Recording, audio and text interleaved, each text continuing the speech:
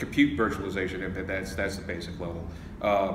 Moving beyond, we're looking at storage virtualization with the VMware's vSAN product, and that's, from my perspective, that's going to be a game changer for us. That moves us away from the traditional block storage array model to a more, in my opinion, flexible infrastructure. Our compute nodes now can actually serve double purpose as storage nodes too.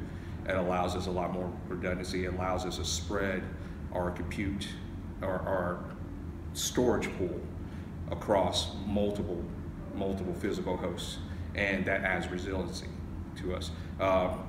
Previously with your traditional block storage, even though you have resiliency built into the number of controllers, connections, things like that, you're still tied to one physical device, right?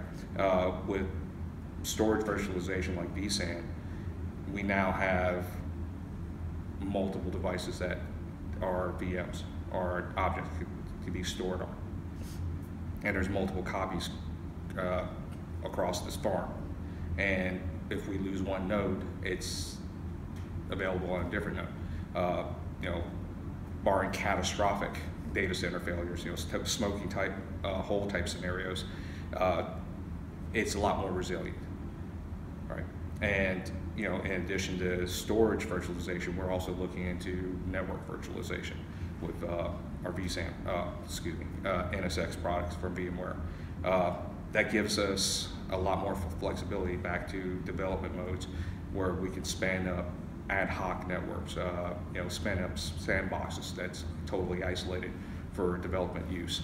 And once we're done with that, you can tear it down. It lets us segment and monitor and ensure that security is applied throughout the whole stack.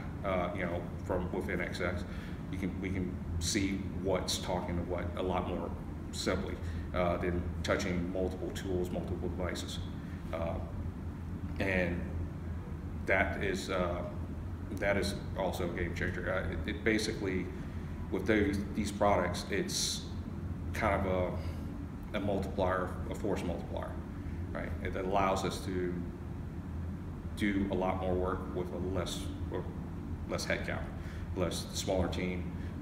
Some of the automation that VMware's built into it, AI, things like that they're coming out with is great.